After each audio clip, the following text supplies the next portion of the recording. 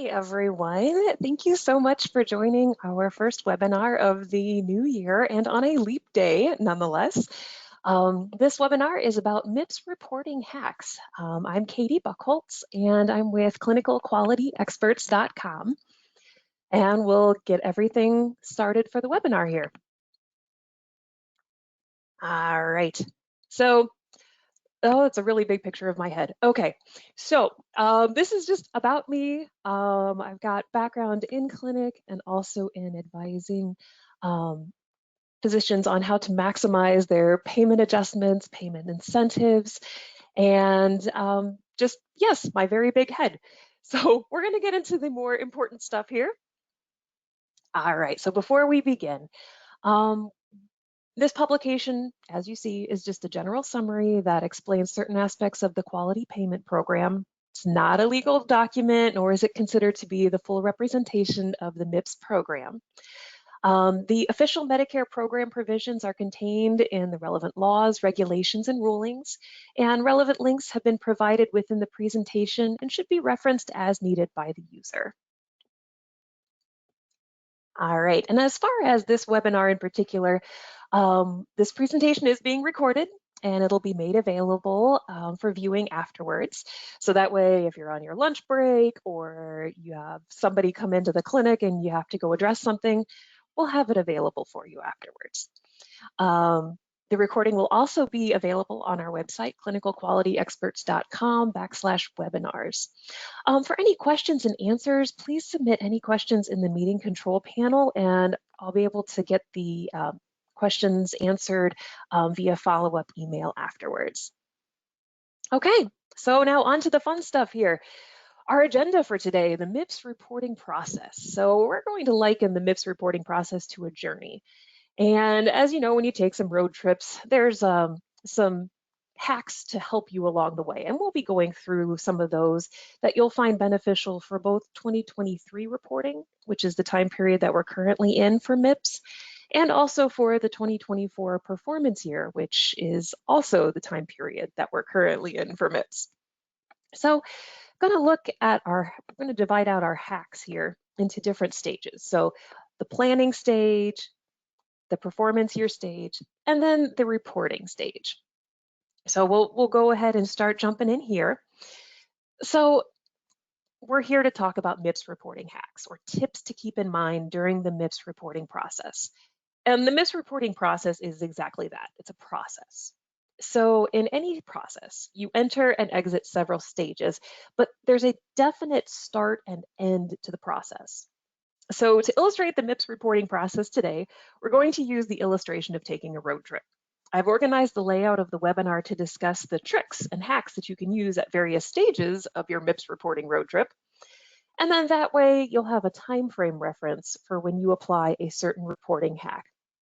Now, keep in mind, these are just a few of the hacks that the Clinical Quality Experts team has at its disposal. This webinar would go on for hours and you would be forced to listen to my dulcet tones if we were to discuss all of them. So just giving you a few of the high points. If you want more information, give us a call. I'll have our contact information at the end of the presentation. And we have decades of reporting and policy experience on this team. You hire an accountant when finances become complicated, and we're like accountants for regulatory reporting. So let's get started on some of these reporting hacks. Okay, so first of all, let's go into the planning phase here. So when you're planning a road trip, you want to know who's going in your car. You don't want to leave anyone behind, but you could pick up an extra passenger along the way, using safety precautions, of course. So here's our first hack. When you're on a MIPS road trip and you're in your planning stage, you want to check your eligibility. All right, so here's why. So let's first talk about, lay some ground rules here. We're going to first talk about how CMS determines who is required to report MIPS, and then we're going to look at the time frames, and then we're going to see an example of how to apply this. So first, here's how eligibility works. So this is who's going with us. So CMS looks at three aspects of covered professional services. You have your allowed charges, your number of Medicare patients who receive covered professional services, and you have the number of services provided. So this is called the low volume threshold. So as you see here, this is applied to the individual and the group. So you're going to watch out for if a provider or your group bills more than $90,000 for Medicare Part B covered services, if you see more than 200 Medicare Part B patients, and if you provide more than 200 covered professional services to Medicare Part B patients. So now here's something to keep in mind. If you're a provider who's part of a group, the group affects you at some point of the MIPS reporting process. So let's say a provider doesn't exceed this low volume threshold individually, okay? But that provider is part of a group that does exceed the low volume threshold as a group. If the practice reports as a group, then the provider who does not exceed the low volume threshold could be included in MIPS reporting, and they would have a direct effect on the group's score. So you just want to keep in mind which physicians are going to be with you throughout the year. Now, here's our little second part of checking eligibility. Who's going with us? So we're going to look at the MIPS determination periods, and we're going to see how this affects us in real life. So this is an example of 2024, okay? So CMS reviews Medicare Part B claims data for clinicians and practices twice for a performance year, okay? So 2024 is our example performance year here. Now, when you look at preliminary eligibility for a reporting year, that's what's available on the Quality Payment Program website right now. When you look at preliminary eligibility, if you see here, you're only looking at where a provider was and what a provider billed 1 to 2 years ago, okay?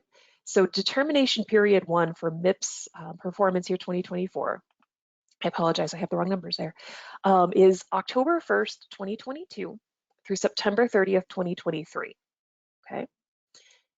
Now, the second 12-month segment occurs the preceding year and for part of your current year.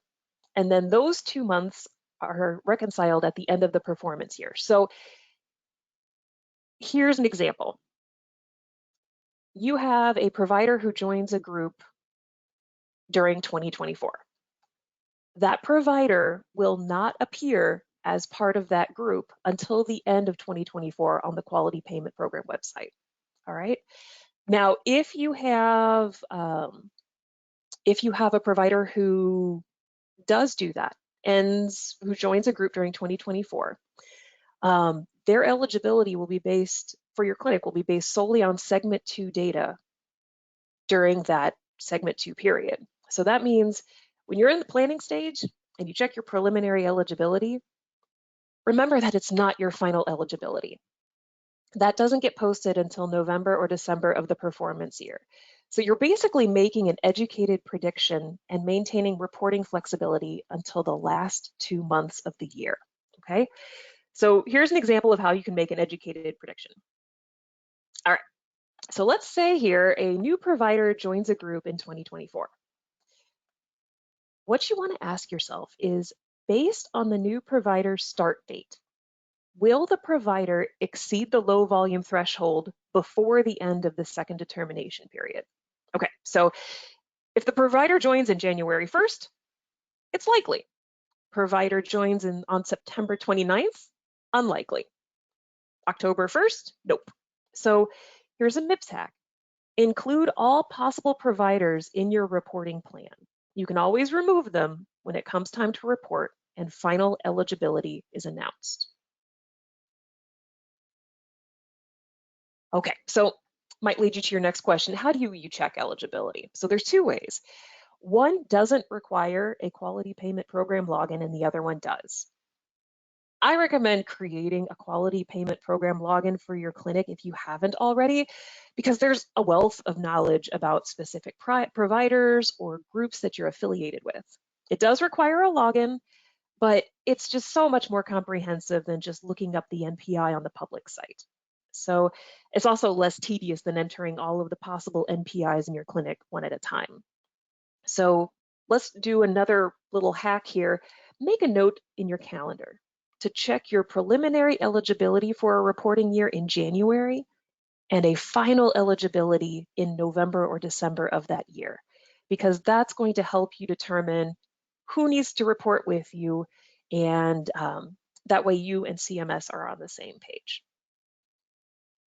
Okay, so this next little hack here is about planning how you will be traveling. So one of the biggest principles when reporting MIPS is to maintain as many reporting options available as possible. Now, to do this, be sure to look at your overall journey. All right, so here in this little picture here, I've got, you're going from Toledo to Detroit Metro Airport. A couple of different ways to get there. There's a couple different times to get there. A route is indicated as the fastest, but just always look at the big picture. Don't get tunnel vision when you're reporting, because there are some routes that may not have been available in the past few years that may be available this year and could give you a higher score.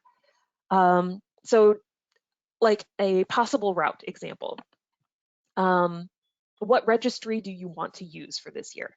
Some are included with a professional organization's membership fees. Some could be included with your EHR. Some might cost a bit extra, but would give you a better MIPS score. So, or you could also just report directly to the quality payment program itself. But just remember to be flexible and keep an eye out for better route options. So here's an example on options that you can use when you're choosing how to report. I'm going to bring back my little stick figures here. Okay, so let's say you have 2 MIPS eligible physicians in your group. They're eligible for both individual and group reporting possibilities. However, one is a low MIPS performer and one is a high MIPS performer.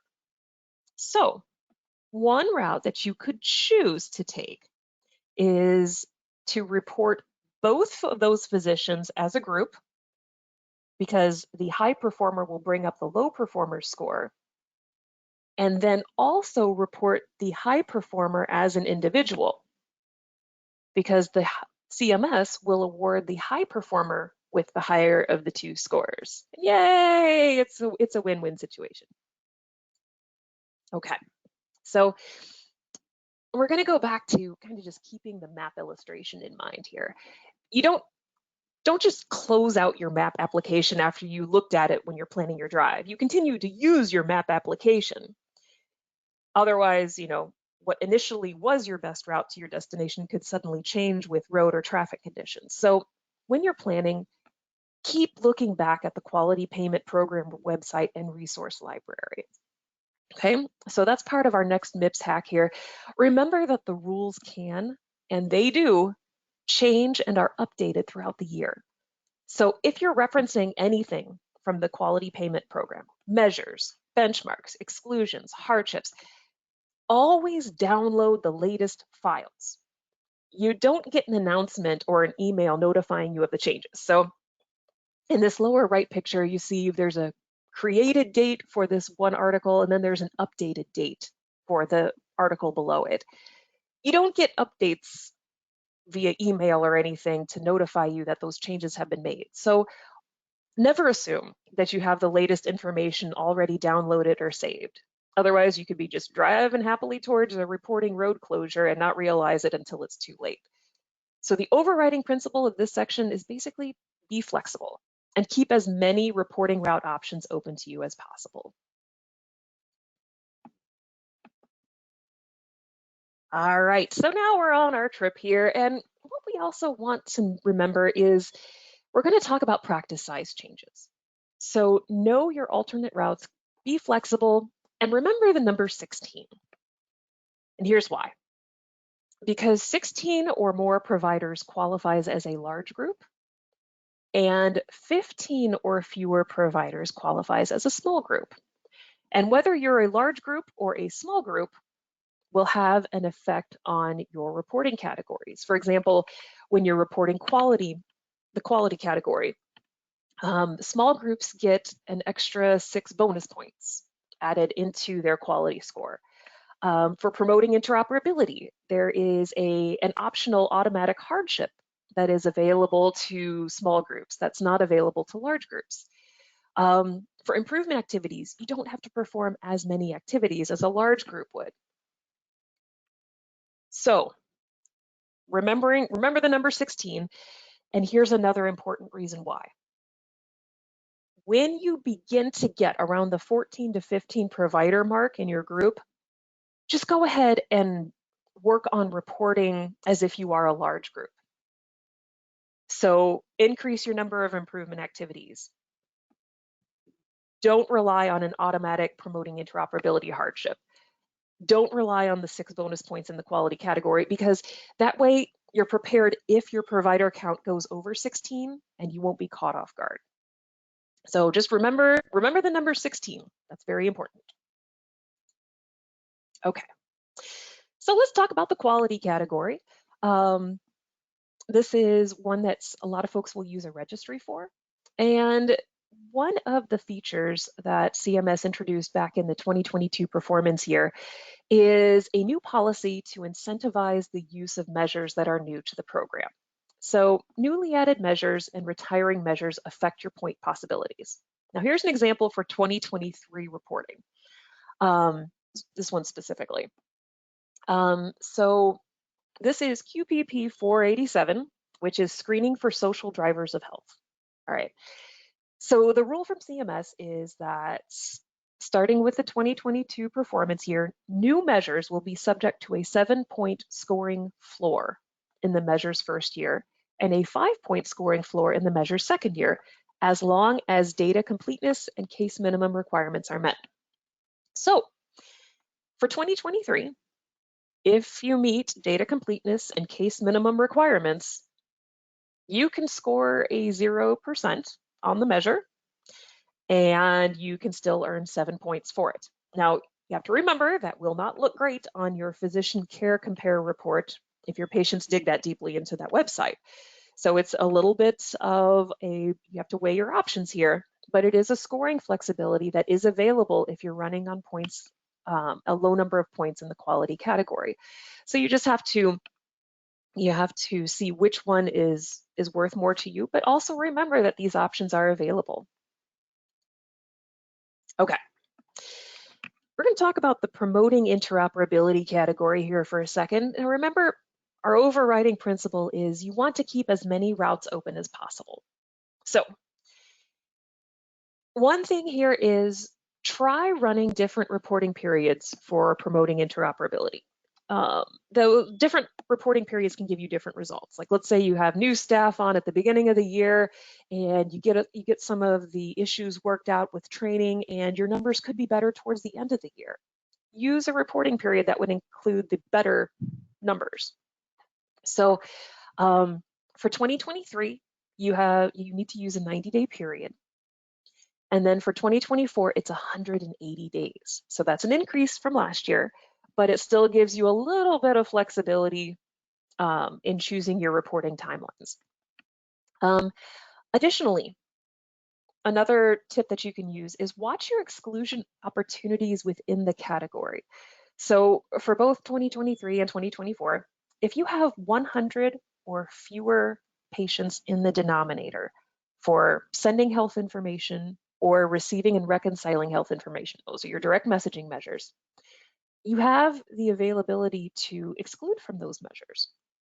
And you want to kind of weigh the pros and cons and look at your report on an individual level. There's no blanket statements, but this is just an idea where you can move around some points on your scorecard and make it so it's more beneficial to you. All right. Now, the next part here is that you always want to keep as many routes open to you as possible. So come the end of the year, if you have a great promoting interoperability report and a great quality report and you're a small practice, then you have the opportunity to choose whether or not to use promoting interoperability or not. So options are really nice to have. So just aim to do as best as you can so that way you have as many options available as possible. So here's another tip. This goes out to the small practices out there. You need to determine if using the automatic promoting interoperability hardship, if it's going to benefit you or if it's not going to benefit you. Don't assume either way that it is or isn't. Make sure you run your numbers first. So as you see on this little PI hardship application guide, this is for small practices. So our traditional weights are here at the top. On the lower line, let's say we decide to exclude from promoting interoperability. We want to make sure that the quality category can handle the extra 10% weight in your final score, and that the improvement activities can handle the extra 15% weight in your final score. So that's another way just to kind of shift around the numbers if you're a small practice and look at all your options. All right, so let's say we get towards the end of our reporting journey here and we're at our destination. One of our hacks is that you review how you did throughout the year. And that way you can make corrections for the future. And you kind of want to start doing that, you know, as soon as possible, because the reporting year starts on January 1st. So go into the Quality Payment Program website, log in if you can, and just see what your past data shows. You can, through that website, you can download patient-specific data so you can see, okay, we made a mistake here, how can we correct it? Those are always all things that we can keep in mind. And then, as always with a road trip, you want to watch the mail for tickets. So be prepared for audits down the road. They're out now. And there's a timeline for them to, for you to respond to CMS. Make sure that your registry and your EHR can help you with getting patient data for those timeframes because CMS will ask for it. And also you can reach out to your MIPS reporter for, like, you know, help and assistance. I'll want you to have the best result of the audit as possible. So as you're looking at this, this is just some of the many little tips that our team can help you with. And also things to keep in mind as you're closing out the 2023 reporting year and starting to look at 2024.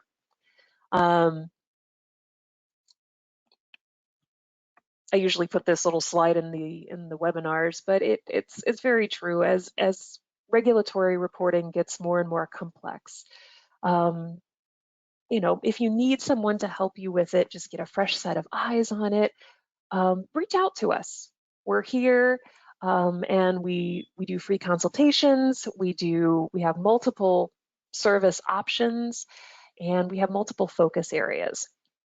So overall, keep your flexibilities open, keep your options open, and please reach out to us if you have any questions at all. We're here to help, and we can look at your practice on an individual level. All right, and guys, thank you so much for everything. Just wanted to extend my appreciation for you guys for tuning in today, and let us know if we can help. Thank you so much.